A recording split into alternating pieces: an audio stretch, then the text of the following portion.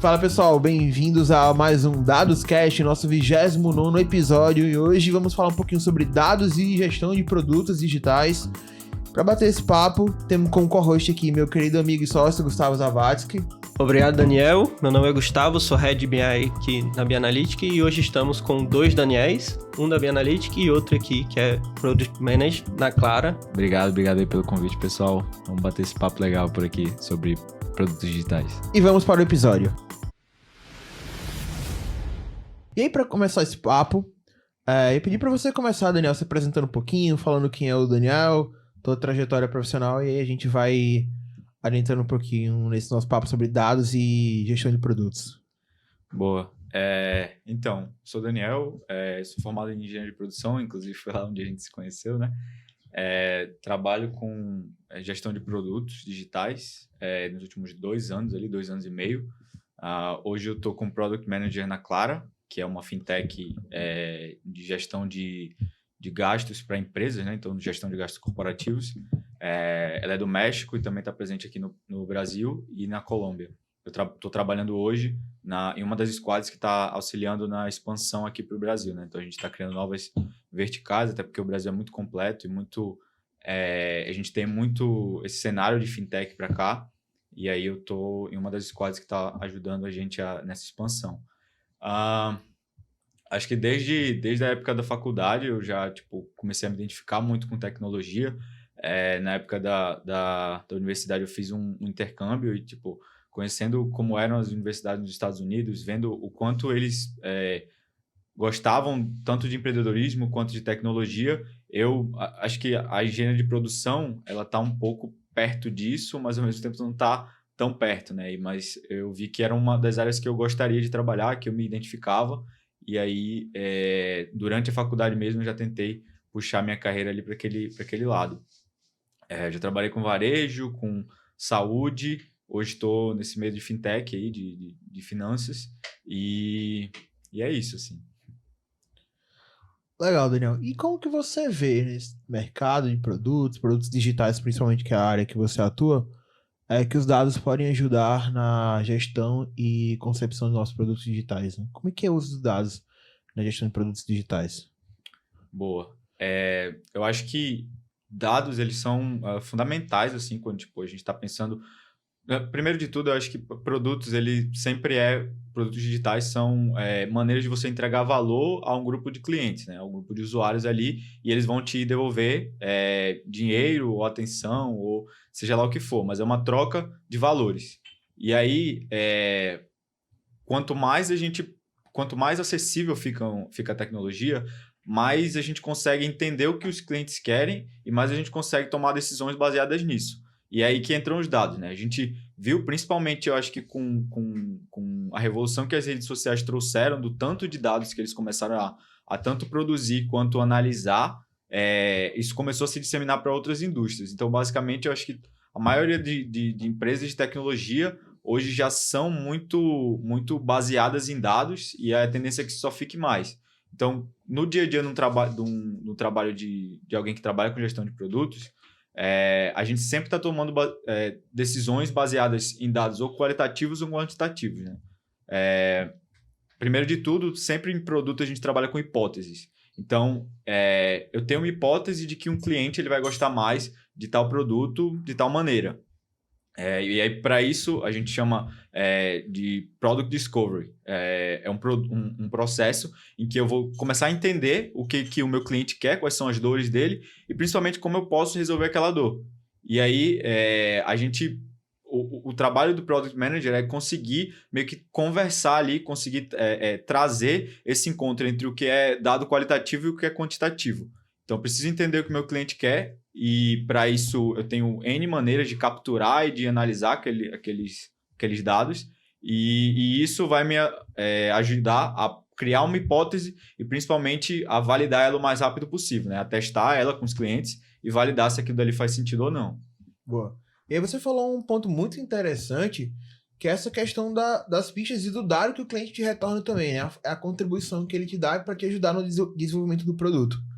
E algo que a gente tem uma discussão que é muito válida, mas que está se falando muito recentemente, é essa questão da privacidade, do LGPD, enfim, algumas, de repente, começou a surgir uma onda negativa do compartilhamento de dados entre empresas, né? Claro, esse dado precisa ser compartilhado e usado com responsabilidade, precisa, de fato, ter uma responsabilidade de retribuir o cliente também pela informação que ele está usando, mas no final das contas, quem ganha mais é o usuário em ter esse dado compartilhado, né? Porque permite personalização, permite um desenvolvimento que atenda melhor a sua necessidade. Foi até algo que a gente falou no outro podcast, que a gente gravou com o Luiz lá do Nubank, em que ela falou muito sobre que o grande desafio das empresas, não sei, tomar cuidado com a privacidade dos dados, né, dos clientes, dos usuários, e ao mesmo tempo entregar personalização para os usuários.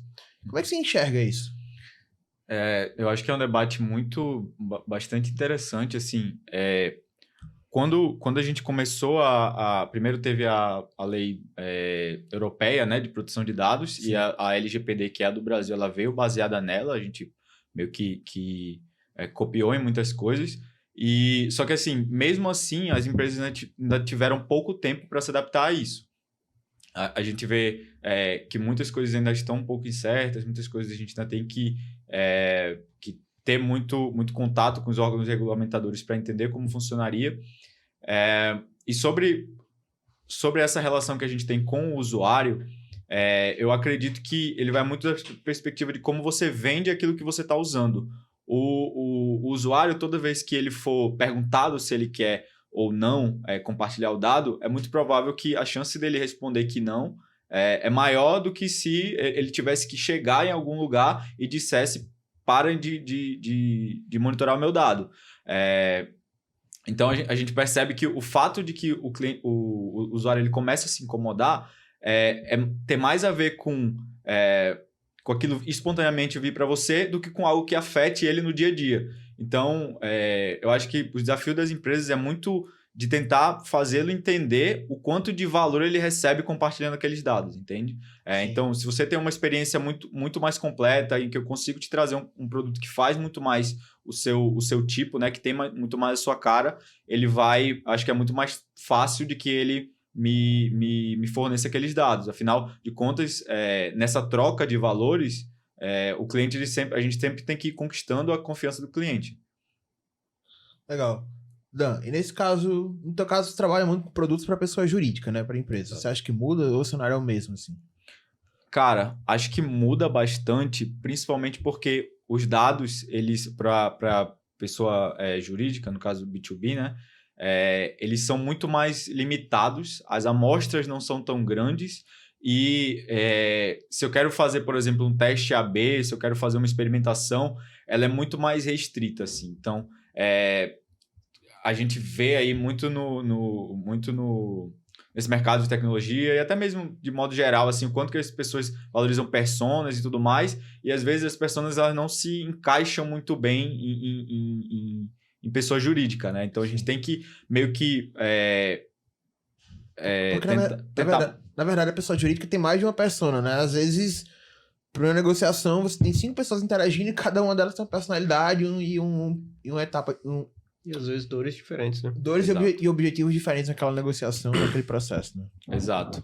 Falando especificamente sobre o meu desafio atual, a gente tem perfis de usuários diferentes e cada um deles meio que vai ter necessidades e dores totalmente diferentes. Então, a gente tem ali o perfil do usuário final. Então, porque assim, a gente tem o B2C, né, que é você vender para pessoas físicas, o B2B, que é para pessoas jurídicas, e o B2B2C, que eu vou vender para uma pessoa jurídica, mas o meu usuário final ele é uma pessoa física.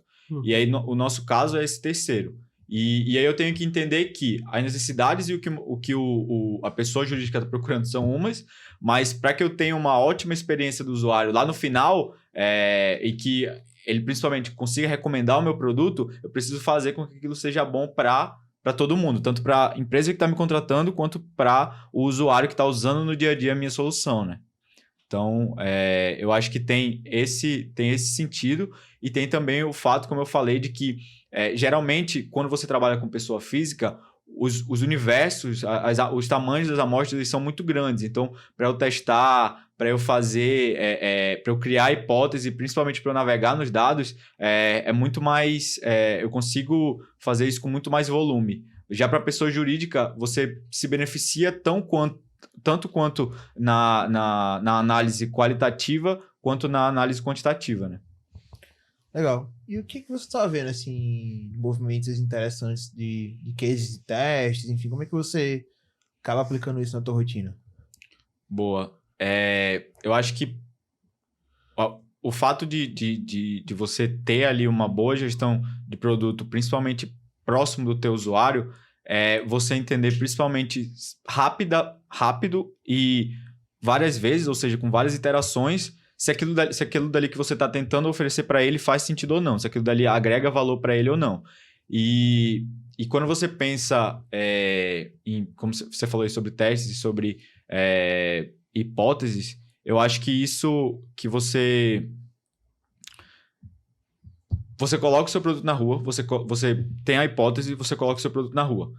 A partir do momento que os clientes começam a utilizar, você tem que começar a entender se aquilo dali ele está entregando valor, e principalmente os caras querem usar, o cliente, no caso, ele quer usar o seu produto no dia a dia. Quando você sente que você conhece seu cliente, mas às vezes você está segmentando errado, aquilo dali pode sair pela culatra, né? E acho que teve um caso recente em que, não que tenha saído pela culatra, mas que a gente precisou se adaptar muito rápido. A gente idealizou uma solução, colocou ali uma prova de conceito, né? Uma solução mais rápida no mercado, e a gente estava achando que empresas menores iam utilizar, empresas que tinham pouco capital de giro, pouco fluxo, pouca liquidez. E, na verdade, quando a gente começou ali a ter um mês e meio da feature rodando, a gente começou a ver que, na verdade, eram as empresas de meio de mercado, ou seja, as empresas médias, que estavam fazendo mais uso da solução, justamente para ajustar o fluxo de caixa dela ao calendário normal. E aí isso trouxe muitos insights e muitas novas hipóteses que a gente pode... será que se essa empresa aqui tá fazendo, a gente tinha uma taxa X para a empresa menor? Será que com uma empresa maior eu não consigo fazer uma taxa Y e ganhar no volume? Será que eu não consigo fazer uma promoção diferente ou até mesmo vender esse produto de uma maneira diferente para um cliente maior? Entendeu? Então, eu acho que é muito nesse sentido. É você iterar rápido, testar suas hipóteses e ter o resultado delas o mais rápido possível. Legal. E esses testes, eles vão se retroalimentando, né? Valida uma hipótese, você começa a desenhar outras hipóteses e assim sucessivamente, né? E vão testando elas. Exato. Gestão de produto, ele se divide basicamente em dois grandes momentos, assim, né? Que é a descoberta, o discovery do produto, e a entrega, que é o delivery do produto. Então, e isso é um ciclo contínuo. Então, a partir do momento que eu faço o discovery, eu entendo tipo, que o cliente ele quer, que ele quer pagar um boleto. E aí eu vou lá e ofereço para ele a feature de pagar boleto. Mas eu entendo que ele não quer pagar só um boleto, ele quer pagar 50 de uma vez, porque aquilo dali é uma coisa que consome muito tempo dele. Então, eu já vou começar o discovery dessa minha nova iteração. Quando a gente vai ali, meio que o princípio ágil que a gente vê lá desde da faculdade, de que eu preciso entregar valores incrementais para o meu cliente, né? E aí, eu entrego aquele primeiro, que seria ali o mínimo possível, né? O MVP, e a partir disso, meu cliente vai me dar as novas necessidades, os próximos passos, para eu ir transformando aquele num produto que atende ele o máximo possível. Legal. Enfim, acho que algumas aplicações que a gente imagina muito na questão de desenvolvimento de features, enfim, de novos produtos também, ou não, né? Enfim, no caso de testes que provam que aquele produto não foi tão legal e você precisa descontinuar ele. E uma curiosidade que eu sempre tive é como que a gente vai aplicar dados, por exemplo, no design de um produto. Perfeito. Acho que até uma coisa que eu tava estudando recentemente, que a gente, nos últimos anos, democratizou muito as ferramentas de acompanhamento de performance de plataformas, né? Isso veio muito por conta de plataformas mobile, né? Celulares e tal, aplicativos, mas a gente tem isso muito forte hoje também em plataformas web. E aí, plataformas como o Full Story, por exemplo, o Amplitude, eles são muito utilizados. Exato. Eles são muito utilizados para você não monitorar, mas entender o que o cliente está fazendo no seu site, no seu aplicativo, ou seja lá qual seja a sua plataforma. Então, a gente tem uma arquitetura voltada para eventos que permite que você entenda, tipo, eu coloquei uma jornada ali para o cliente que tem, sei lá, que ele tem que dar 6 cliques, mas eu entendi que no meu funil, quando chega no 5º clique, a minha taxa de conversão desce muito. E aí eu vou entender o porquê. E aí eu vou entender lá, quando ele está no 5º clique, ele tem que fazer uma ação extra que não está agregando valor e tem um churn muito alto. Beleza. Isso é basicamente ele me dizendo que aquilo ali não está sendo efetivo, né?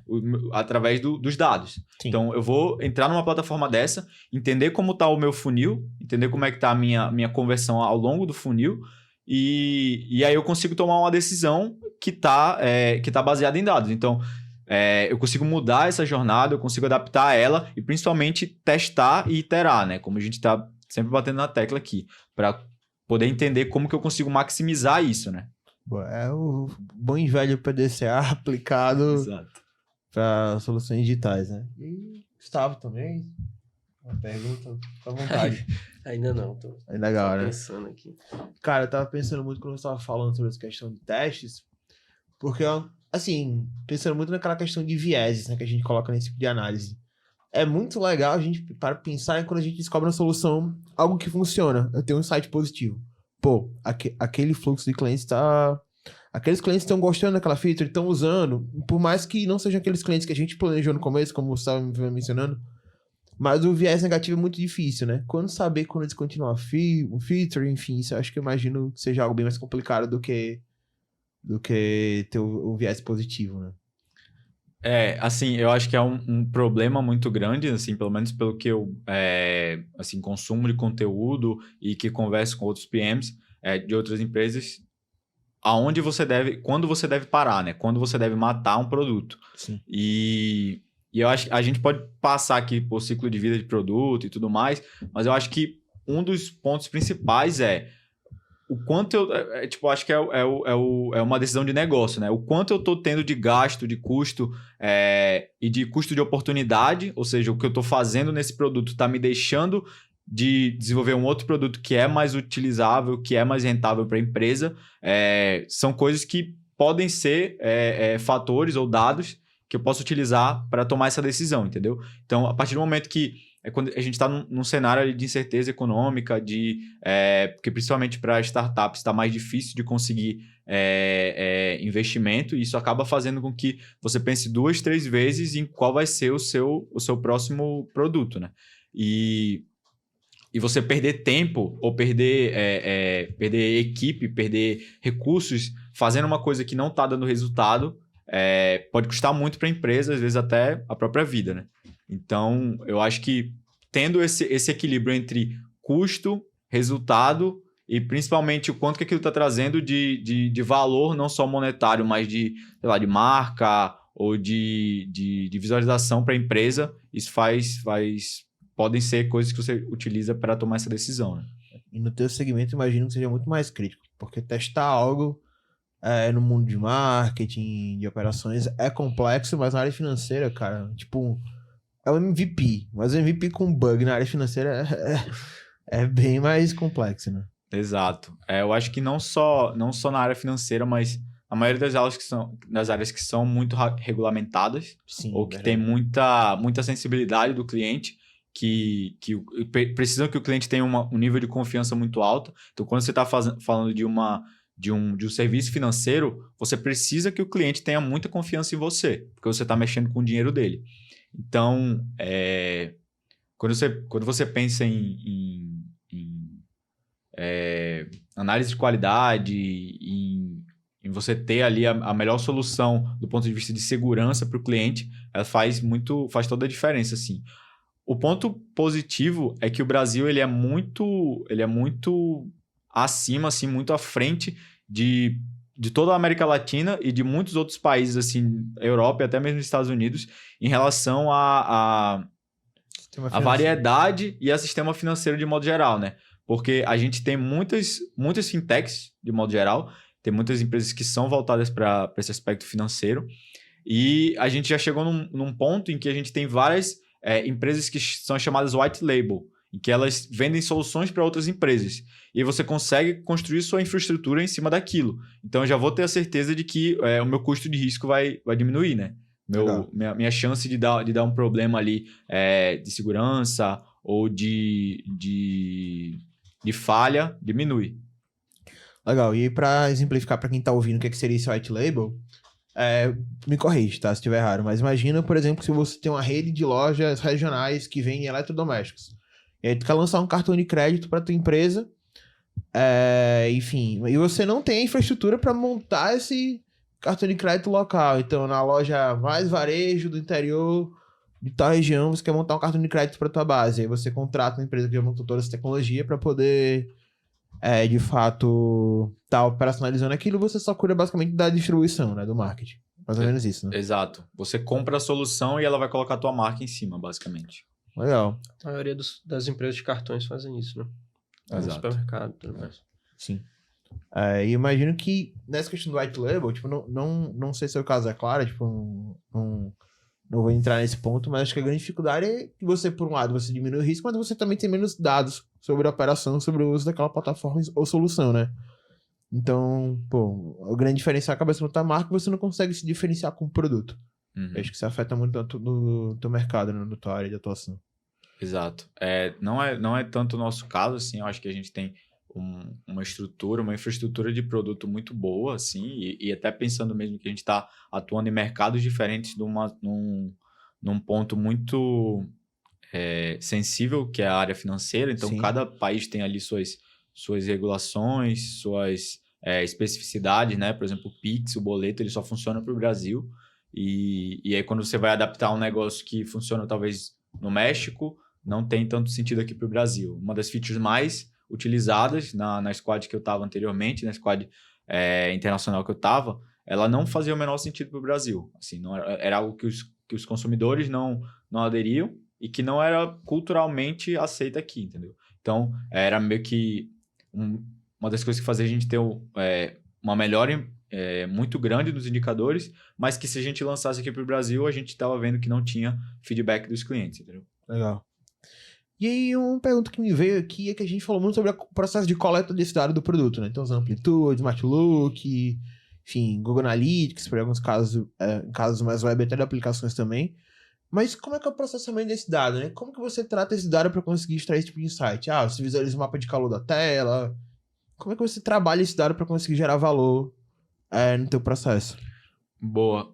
Assim, como Product Manager, eu acho que você precisa abstrair um pouco disso, né? Tipo, a gente tem essas ferramentas que são Amplitude, Full Story, Google Analytics, que eles já dão meio que o dado mastigado, mas, assim, eu acho que uma habilidade muito importante é você saber pegar o dado ali meio cru e fazer a mínima análise, né? Tipo, eu não vou pegar um analista de dados, gastar horas ou dias do tempo dele para ele me dar uma análise, tipo, que talvez não vá para lugar nenhum.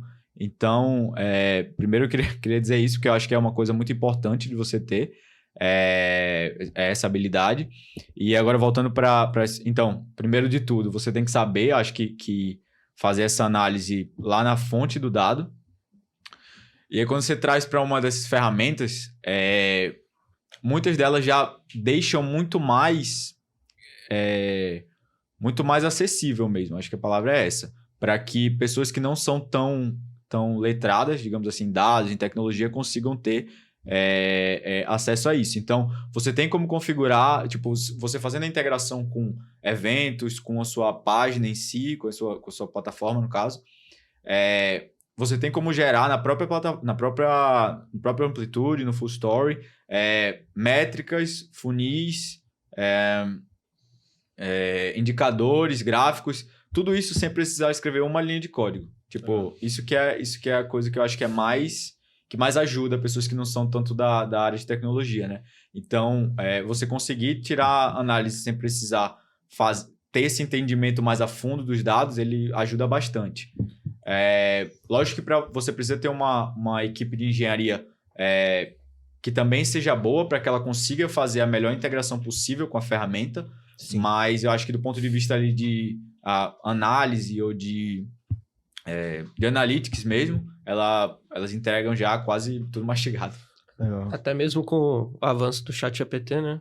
A gente coloca uma base lá, a gente consegue fazer as perguntas e ter as respostas, né? Então, cada vez mais, a gente está tendo esse avanço ali dentro da parte de visualização dos dados, né? Exato. É muito mais importante você saber exatamente qual teste você quer, né? O que você quer extrair com aquela informação.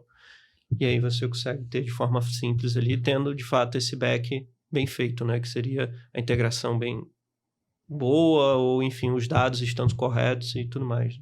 Exato. Perfeito.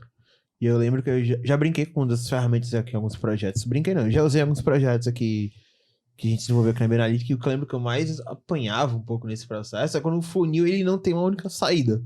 Que aí você começa... Pô, é muito legal. O cara, primeira etapa, o cara fez login no app, todo mundo faz. Aí acessa o menu, todo mundo faz. Aí quando tu começa a ver que diferentes pessoas com diferentes perfis, cada uma acessou uma funcionalidade diferente do menu. Foi para um pontos. E alguns converteram, outros não. Enfim, isso acaba virando algo meio caótico, é complexo, né? E o Gustavo falou sobre isso do ChatGPT e de essas ferramentas de AI, mas eu acho que nada disso e nem o próprio...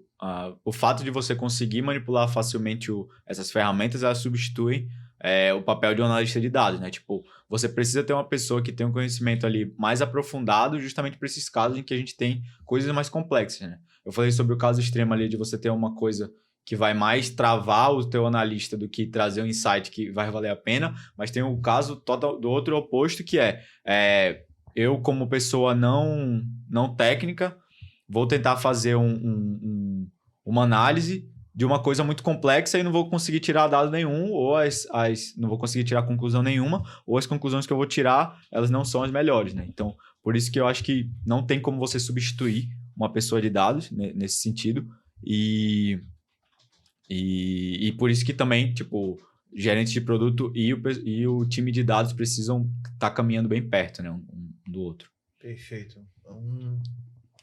Ou não existe um outro e, enfim, um precisa entender muito bem a dor do outro também, né? Que muitas vezes, quando você separa muito, acaba virando aqueles pequenos silos, né? O time de TI não entende a dor do time de negócio e, consequentemente, não desenvolve melhor produto interno. Então, o time de TI também tem que ter uma gestão de produto internamente para poder fazer esse entregável, né? E aí, queria entender um pouquinho melhor, Daniel, o que você imagina? Porque o Gustavo tocou num ponto muito interessante, né, sobre inteligência artificial, e o mercado tá mudando muito, assim, de janeiro até agora, pô, sim, pelo menos novembro, até um pouco antes de novembro, quando estourou o boom dessas IA generativas, tem que falar de inteligência artificial todos os dias. E o mercado tá mudando muito, né? Como é que você vê essa implementação de inteligência artificial em produtos digitais? Cara, acho que é até engraçado, porque foi uma coisa que explodiu muito rápido, todo mundo viu aí o quanto que foi sem precedentes a evolução, né, do ChatGPT, que foi a ferramenta mais amigável, digamos assim. Tipo, o AI existe mais de 10, 15 anos, né? Sim. Mas AI generativa. Mas o ChatGPT, ele foi uma coisa assim que revolucionou realmente. E, tipo... Principalmente quando você vai assim para lugares onde tem onde o hype é muito grande, né? Onde a imagem conta muito, você é muito mais cobrado sobre o que está em tendência. Então, tipo, até engraçado que o CPO da gente fala que ele vai para os eventos e o pessoal fica perguntando o que a Clara está fazendo relacionado ao AI. Tipo, todo mundo está fazendo alguma coisa que tem a ver com AI. E assim... Eu acho que é uma ferramenta que auxilia muito o teu trabalho, de modo geral, a vida das pessoas, assim, facilita muito de você tomar decisões mais rápidas, ou tomar decisões assistidas.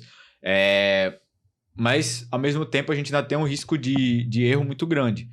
Isso está progredindo muito rápido, mas eu entendo que o tanto de aplicações que a gente tem hoje, elas podem ser, assim... imensamente absurdas, né? Imensuráveis. Vai ser muito maior e talvez num período de tempo menor. Eu não acho que a gente está lá ainda, mas eu acho que quanto mais você trabalha naquela direção, mais rápido a gente chega lá. E isso, assim, em todas as indústrias, né? Tipo, finanças, indústria, sei lá, saúde, a gente já vê aplicações e, de novo, eu acho que são coisas que facilitam o nosso dia a dia. Não acredito que vão ser coisas que vão, isso vai roubar o emprego das pessoas. Talvez tarefas mais manuais, tarefas mais fáceis de ser feitas, sim. Mas o que eu acredito muito é que pessoas que saibam utilizar essa ferramenta vão substituir pessoas que não sabem utilizar. Né? Isso permite produtos mais amigáveis, mais inteligentes, personalizáveis também, né? Assim, eu consigo usar um AI para de repente personalizar um pouco melhor aquela solução, enfim, entregar algo que automatiza, como você mesmo falou também. Mas você tocou num ponto muito interessante, né? O ChatGPT, essas linguagens generativas, elas são generativas, elas relacionam variáveis para entregar um output de dado, de informação, mas em que em muitos casos não são verdadeiras. Então, é importante a pessoa ter muito cuidado com isso também. Que é o que você falou, no mercado financeiro, você não vai colocar uma IA generativa para fazer tua DRE, né? Porque ela pode criar coisas bem... E até é engraçado porque, assim, essas AIs só são possíveis por conta da quantidade de dados que a gente tem disponíveis na internet, assim, de modo geral. Então, quando você vê ali aquelas imagens que fazem pinturas, aquelas tecnologias que fazem pinturas ou que criam textos, que criam músicas, elas só existem porque alguém pegou um conjunto de dados ali e treinou em cima da tecnologia. E aí, o que é engraçado que eu estava falando é que ela acaba reproduzindo vieses que vêm nesses conjuntos de dados. Sim. Então, a gente tem muitas coisas, muitas discussões éticas, discussões legais sobre isso, porque a gente ainda não consegue tirar esse viés. Então, acaba que quando você tem um conjunto de dados que te leva a tomar uma decisão, que leva você para um caminho X, não necessariamente aquele caminho vai estar certo, mas é o caminho que a maioria está dizendo que está. E aí, tipo, pode ser que aquilo dali esteja muito errado e você está tomando uma decisão totalmente incongruente, né? Outra vez a gente gravou um podcast aqui, que é uma startup que tinha criado um algoritmo para prever decisões judiciais. E esse foi o grande viés que eles falaram, assim, né? Ele replica o erro humano. E ninguém erra porque quer. Tá tudo bem. Então, assim, se o juiz dá uma decisão e por algum motivo ele acaba errando naquela decisão, é muito ruim, mas é inerente do processo. É o humano que tá gerenciando aquilo. A partir do momento que você dá autonomia para a máquina para cometer aquele erro, porque ela vai aprender com o ser humano e ela vai acabar cometendo os mesmos erros que a gente comete, até que ponto isso é ético, né? A grande discussão. Exato. Então, assim, a gente não pode colocar no mesmo peso essa decisão de um humano ou de uma máquina. Boa. E eu imagino que outra grande dificuldade também seja se comunicar com esses times de tecnologia, né? Preciso de um time de dados para fazer análise, preciso de engenharia, como você mencionou, preciso de arquitetura, então tem que ter um relacionamento com engenheiro de dados, com cientista de dados, enfim, com analista de BI, de repente. Enfim, isso é uma grande dificuldade para você? Como é que você enxerga isso? Cara, eu acho que, assim, para mim, eu sempre procurei estar muito próximo de entender o que está sendo feito, de entender de tecnologia, de entender ali soluções. Lógico que eu não sou engenheiro da computação, não sou cientista da computação, mas eu sempre busquei entender, como funciona, como é aquilo por baixo dos panos e principalmente o que e o porquê a gente está fazendo aquilo. E assim, para mim especificamente, eu entendo que isso não é um problema. Eu conheço PMs que são muito bons sem ter o mínimo conhecimento de tecnologia. E você vê, às vezes, PMs que têm muito conhecimento da área técnica, mas que eles não são tão bons no relacionamento com o time. E que acaba que a parte de gestão ali de partes interessadas, né, o famoso stakeholder, ele é uma das coisas mais importantes do teu trabalho como PM, porque você está gerenciando de um lado o interesse do negócio, então o que eu preciso fazer, como que eu preciso dar resultado ali para o meu chefe, para o CEO da empresa que está cobrando, mas eu também tenho que entender como que eu vou comunicar aquilo para o time de engenharia. Tipo, ele vai desenvolver a solução, ele vai pensar em como a gente vai resolver aquele problema junto da parte de design, da parte de produto, Mas no final das contas, quem vai colocar a mão na massa e realmente fazer aquilo são eles. Então, eles precisam entender também o que e o porquê a gente está fazendo, né? O Golden Circle, o famoso Golden Circle, né? O porquê, o que, o como. E assim, muito disso passa da maneira com que você tem a sua relação com eles, com o time de engenharia de modo geral. Sim. Então, assim, eu vou te falar que eu não acho que é uma coisa que é fundamental para um PM. Você tem como fazer esse trabalho sem ter conhecimento técnico, mas que, no meu caso, me ajuda muito acho que me desenvolver mesmo como profissional e de estar mais perto das conversas assim, tipo, de entender, às vezes, questionar uma ou outra solução ou dar uma outra, participar do debate. Isso com certeza ajuda bastante. E até mesmo para conseguir que o time de engenharia ele venha para o seu lado, né? Tipo, eu sei que isso aqui é mais complexo do que estão falando. O time, sei lá, o time de vendas ou o time de operações pede uma coisa que você sabe que não é tão fácil. Você já tem como contra-argumentar, entendeu? Você sabe que aquilo ali não é uma alteração tão simples. Enfim, eu acho que na minha vivência só me trouxe benefícios, eu posso dizer. Imagino. É algo que eu lembro muito de você desde a época da faculdade mesmo. Você sempre foi o cara que tem muito contato com programação, enfim. E teve essa facilidade também, né? E, Daniel, quais são os maiores desafios aí que você tem na parte de Product Analytics no seu dia a dia e tudo mais? Cara, primeiro de tudo, assim, eu acho que Product Analytics, ele é um tema muito... Ele é... No dia a dia de produto, ele tem que ser acompanhado muito de perto, assim, né? Tipo, você precisa entender o que o cliente está te dando de volta, de feedback ali, de uso da plataforma. E, tipo, pensando do ponto de vista pelo menos a minha vivência, assim, como a gente tem um produto voltado, acho que a gente até falou sobre ele ser voltado mais para o B2B, a gente tem que ser muito mais assertivo, muito mais certeiro e intencional no que a gente está fazendo. Então, o Product Analytics ele tem que refletir o que eu estou medindo e o que eu estou recebendo de feedback, eles têm que ter a ver com o que eu quero da minha métrica ou do meu resultado daquela hipótese que eu estou testando.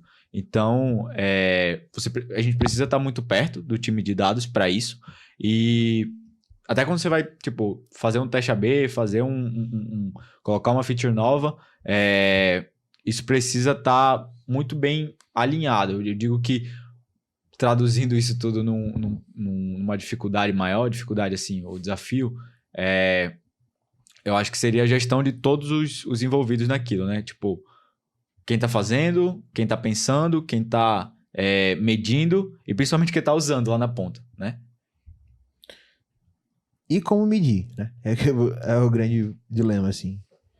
Indicadores, enfim, como fazer uma boa gestão de produtos de dados. Eu acho que é uma das maiores dificuldades, eu acredito, que sempre que eu estou conversando com alguém ou com alguma coisa, o pessoal fala, beleza, eu tenho os dados, tenho as informações, mas como que eu vou fazer, como usá-los da melhor forma para a gente ter um resultado por trás, né? Porque a gente tem, sei lá, eu posso estar analisando 500 milhões de dados e não estou tirando nenhum insight, não estou tirando nenhuma conclusão daquilo, né? E acredito que você possa passar por coisas semelhantes, né? Tem muitos dados e tudo mais, e como que vocês fazem essa seleção aí para saber qual você está querendo analisar no momento, né? Boa. Total, assim, eu acho que primeiro de tudo, você tem que pensar no que você quer medir antes de você executar. Então, tipo, se você está testando uma hipótese, se você está fazendo algum experimento ali com o cliente, com o usuário, você tem que entender o que você quer de resultado daquilo, né? Então, antes de você colocar a mão na massa, você precisa entender o que vai dizer o meu sucesso e o que vai dizer que aquilo dali não é um sucesso. E eu acho que as pessoas hoje em dia, tipo, com essa popularização e com esse crescimento aí de como funciona isso, como que as pessoas medem, tem essas métricas de sucesso nessas empresas maiores que tem muito tráfego, as pessoas acabam levando muito e bitolando ali em medir tráfego nas páginas. Então, tipo, o meu cliente ele tá visitando a página tal, ele tá fazendo tal coisa, ele tá clicando no botão tal. Beleza, mas no final das contas, quanto dinheiro ele tá deixando para a empresa? Quanto que ele tá me dando de resultado? Entendeu? Tipo, não adianta de nada eu ter uma empresa que, a menos que eu seja uma rede social, mas não adianta de nada eu ter uma empresa que tem um número alto de tráfego se no final das contas eu não tenho cliente comprando. Eu não tenho cliente usando meu produto de uma maneira que eu receba alguma coisa em troca daquilo. E eu acho que tipo, você tendo isso, claro, desde o começo e principalmente métricas que façam sentido com o que você está querendo medir. Então, é como eu estou falando, tipo, o que vai ser a minha conversão? Minha conversão não vai ser o cara ir até o final do meu funil. Minha conversão vai ser, ele chegou até o final do funil e ele fez uma compra. Aquilo dali vai ser o meu resultado positivo. E principalmente, acho que tipo, a gente pode entrar aqui em mais detalhes sobre métricas de growth e tal, mas de modo geral, eu acho que coisas que não mudam são aquisição, é o cliente chegar, Sim. Conversão, que é o cliente comprar ou fazer aquilo que eu quero que ele me dê, seja ele comprar um produto ou me dar a atenção dele ou ver um anúncio. E principalmente ali a retenção também, tipo, ele voltar no meu produto. E a recomendação, que eu acho que é o final ali, que o cliente vai gostar tanto do que ele está fazendo no meu produto, que ele vai recomendar para outras pessoas espontaneamente, né? Bom, uma dica que eu costumo sempre dar é assim, quando qualquer pessoa me pergunta sobre indicadores, seja para definir um OKR, seja para acompanhar um indicador de performance, é ter sempre duas métricas. A primeira é de volume, então, quero analisar o uso da minha plataforma. Então, quantidade de usuários, mas depois você tem que ter uma métrica de qualidade, né? Qual o percentual daqueles usuários que convertem? Ou quantos por cento daqueles usuários estão relacionados à minha persona? Então, pô, volume é importante? Mas você tem que entender se aquele volume está alinhado com o teu objetivo. Por isso que eu sempre, mais do que definir uma grande métrica de arquitetura, eu gosto de ter uma métrica de volume, mas sempre gosto também de ter acompanhado por um indicador de qualidade. Então, para analisar a mesma situação, a dica que eu dou é essa, né? Tenta sempre analisar um indicador de volume. Então, faturamento é legal, mas quantos por cento estão vindo de cada centro de custo? Aquele centro de custo não, de cada centro de receita, né? Centro de custo não tem receita. Uhum. Mas, era aquele centro que você imaginou? Esse é o objetivo do teu negócio? Ou você, de repente, imagina que seu negócio precisa ir em uma direção e você está faturando muito mais na outra com outra vertente, outra unidade de negócio. Então, pensar um pouco nisso, sabe? A dica que eu costumo dar e que acaba funcionando muito bem, que talvez se aplique na área de produto. E aí, outra dica, já complementando, acredito que é muito pensar no pré, né? Como que você vai fazer isso? Às vezes a gente tá muito preocupado, tem que lançar nova feature, tem que lançar novas coisas, mas beleza, o que é que você tá resolvendo, né?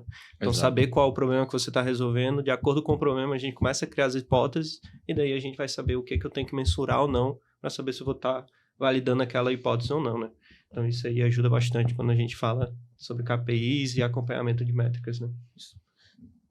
Sobre produtos e analytics, voltando um pouco nesse tema, a maioria das vezes são produtos internos, né? Para consumo interno das organizações. Mas tem alguma gestão, quando paro, alguma diferença na gestão desses produtos ou na concepção deles, de produtos baseados em dados de produtos digitais no geral ou não? A mesma metodologia se aplica?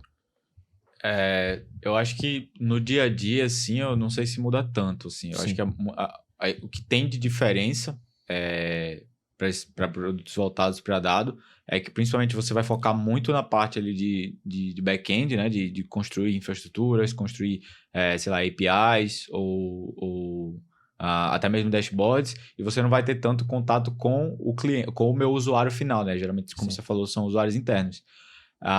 Mas não muda que o produto ele vai ser algo que vai adicionar valor para um usuário. A diferença é que esse meu usuário vai ser interno. Então, do mesmo jeito, eu vou ter hipóteses, eu vou ter testes, eu vou ter que mensurar esses resultados e a satisfação do meu cliente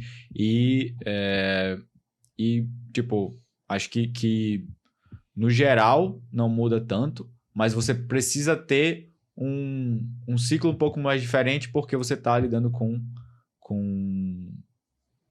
stakeholders internos, digamos assim. Eu tenho uma teoria sobre isso, que acho que ela complementa um pouco da tua percepção, Dan. Porque tem uma pesquisa da Gartner que ela fala que 60% dos projetos baseados em dados fracassam. O principal motivo deles é a liderança não comprar a briga.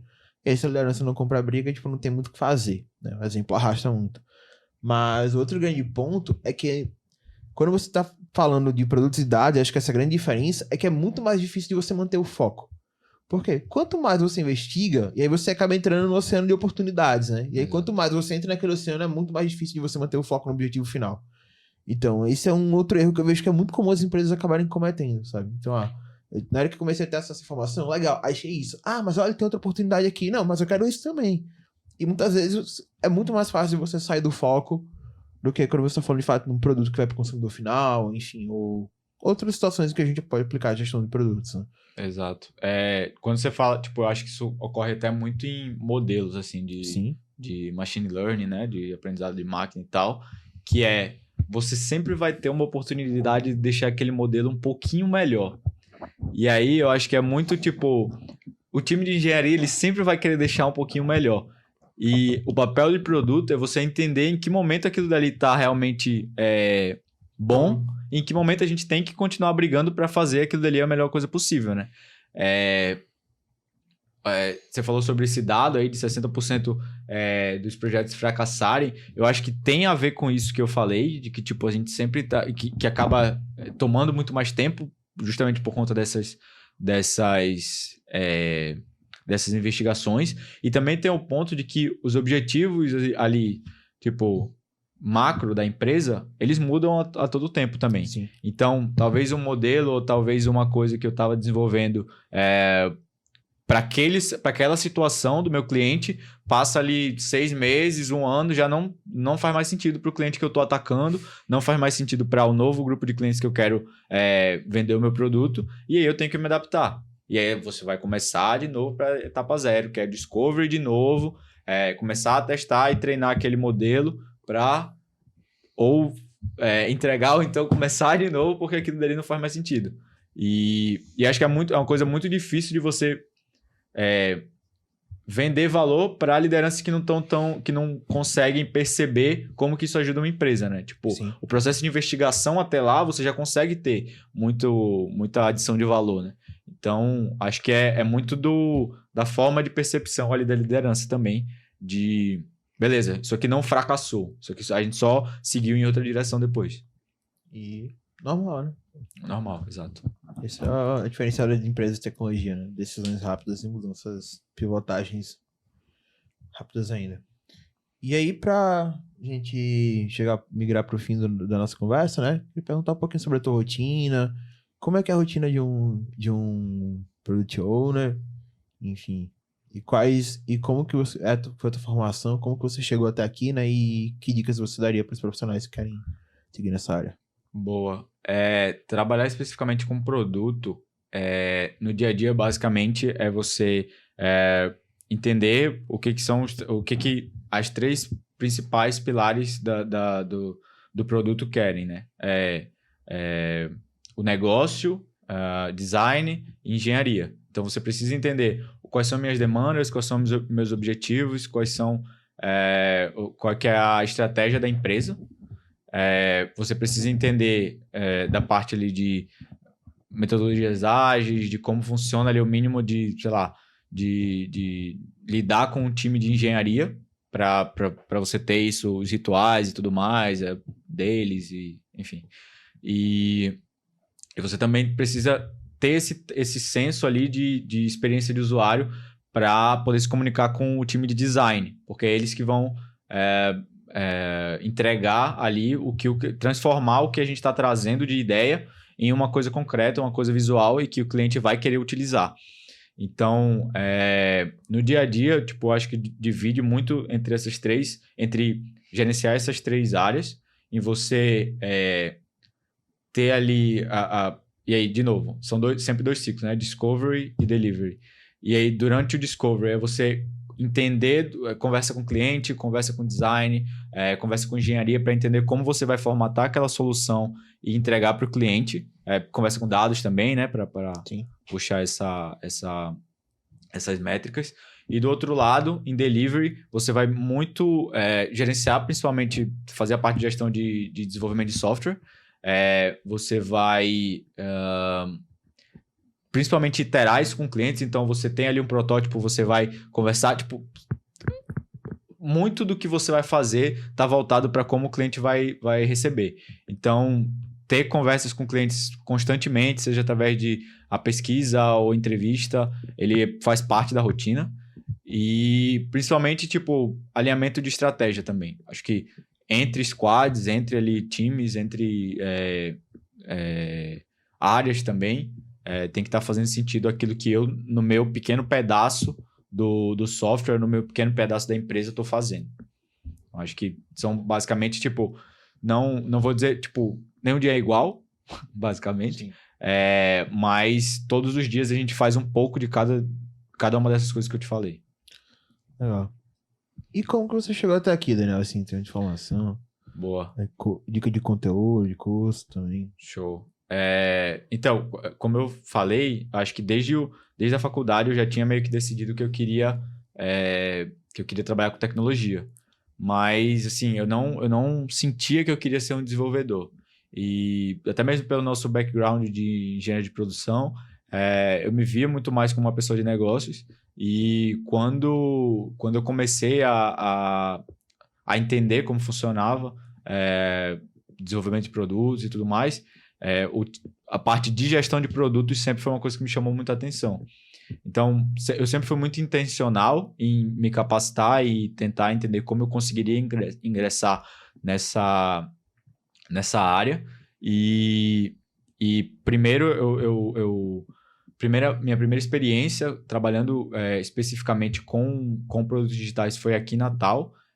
Foi na BWA, é uma empresa de contabilidade, exato. Daqui, que tem escritórios em vários estados do Brasil hoje em dia. E lá a gente fazia muito, tipo, produtos de back-end. Então, a gente fazia muita automação, muito RPA ali. E assim, foi muito bom para eu me desenvolver principalmente como facilitador, né? Como tentar entender como você se comunica com os times de engenharia. E também para testar ali metodologias, rituais e tudo mais. Saindo de lá, eu fui para Johnson & Johnson. Eu fiquei quase um ano lá, em São Paulo. E eu já trabalhava com a parte de ser ali um Product Owner para um e-commerce da parte de soluções para saúde de oftalmologia. E, assim, completamente diferente, tipo, sair de uma empresa que estava começando para uma empresa que já é, tipo, gigante, totalmente cheia de burocracias e tudo mais. Mas, assim, também foi muito, muito grande o aprendizado de ver como é que funciona, assim, tipo, o que acontece se eu tenho, basicamente, recursos infinitos, né, para fazer. E, de novo, acho que foi muito bom para o meu desenvolvimento. De lá, eu fui para Clara, que é onde eu estou agora. A Clara fazia menos de um ano aqui no Brasil. Ainda estava engatinhando o produto tipo específico para cá. E assim, primeiro eu fui alocado numa squad que era mais global, então a gente olhava para coisas que era Brasil, México e Colômbia. E foi, acho que assim, tipo, foi uma quebra de paradigma total assim para mim, de começar a trabalhar com pessoas de fora, começar a tratar ali tudo em inglês no dia a dia. E principalmente pelo ritmo, que fui de novo, de uma empresa que era tipo, totalmente burocrática para uma startup que é tipo startup no sentido mais raiz da coisa. Então, tipo, tudo muito rápido, tudo muito acelerado, decisões rápidas, erra rápido, corrige rápido. E aí eu tô lá desde então. Hoje, como eu falei, eu tô num time que olha mais para a expansão pro Brasil. E assim, muita coisa acontecendo, muita coisa boa de resultado que a gente tá entregando, e principalmente muita coisa boa por vir também. Você falou sobre dicas e tal de conteúdo. Cara, eu vou dizer ali que dois livros que eu acho que podem ajudar muita gente, principalmente o mais fácil de leitura, até de tamanho também, é o Startup Enxuta, do Eric Ries. Eu acho que ele assim, foi um dos primeiros livros a trazer essa ideia de você testar muito rápido, iterar e tudo mais. E ele me ajudou muito a construir essa visão sobre isso. E um outro que é muito bom também, que não sei como ele é em português, mas ele é Escaping the Build Trap, que é da Melissa Perry. Ela fala muito sobre você tentar equilibrar prazos e objetivos de negócio com o que você está fazendo. Então, para eu tentar não virar meio que uma fábrica de feature, né? Eu preciso ter esse input do meu cliente sobre se ele está gostando ou não, mais do que cumprir um cronograma. Acho que além de livros, eu recomendaria também muito cursos de produto, tipo, muita gente faz hoje em dia, mas realmente aqui no Brasil a gente tem escolas muito boas a nível assim, não só regional, mas mundial, em relação a conteúdo mesmo. Então, eu indico aí o da PM3, de Product Management da PM3, e o de Digital Product Leadership da Terra.